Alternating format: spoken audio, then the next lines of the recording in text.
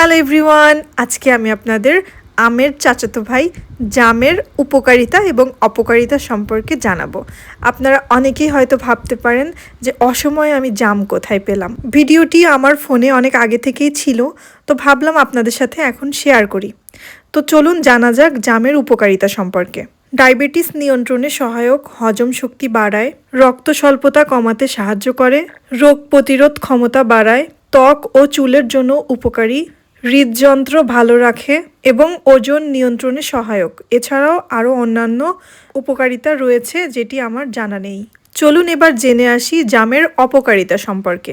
জাম খালি পেটে খেলে সমস্যা হতে পারে, কোষ্ঠকাঠিন্যতা হতে পারে, দাঁতের ক্ষতি হতে পারে, ডায়াবেটিক্স রোগীদের জন্য ঝুঁকি, অ্যালার্জি হতে পারে, দুধের সঙ্গে খেলে সমস্যা, বদহজম হতে পারে ইত্যাদি। এগুলো সম্পর্কে আমার জানা রয়েছে।